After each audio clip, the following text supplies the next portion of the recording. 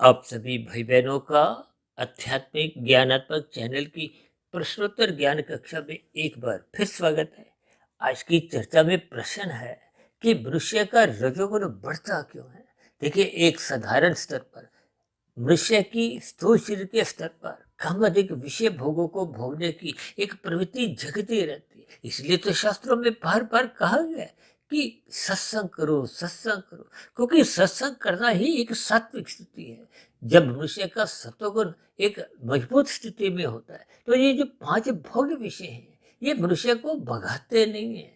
यानी कि ये जो हम दिन रात पांच भोग विषयों को भोगने के लिए भागते रहते हैं, दौड़ते रहते हैं, और ये सभी स्थितियां मनुष्य का सत्वगुण कमजोर करती है।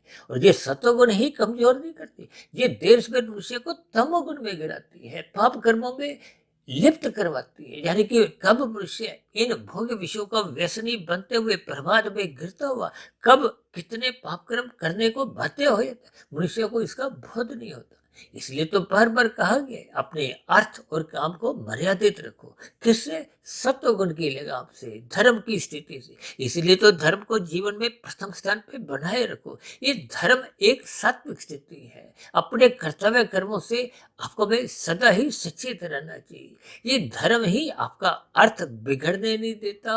और ये जो भोग इच्छाएं हैं पांच, गंध, रस, रूप, स्पर्श और शब्द, ये एक मर्यादा में रखती है, जिसके फलस्वरूप मनुष्य का सत्वगुण घटता नहीं है और तमोगुण में गिरने की जो एक स्थितियां होती हैं, संभावना होती है, उनसे भी बचा रहता है। अन्यथा जब जब ये अर्थ और काम अमर्यादित होते हैं, भोग विषय बिगड़ने लगते हैं, जिसका मूल कारण सत्वगुण की न्यूनता होती है, सत्संग का अभाव होता है। तो इन सभी स्थितियों पर आपको में विचार करना होगा। अपने धर्म को, सत्वगुण को, सत्संग को एक मजबूत स्थिति में बनाए रखना होगा, ताकि हम इन भोग विषयों की गलियों में गिरने से बचे।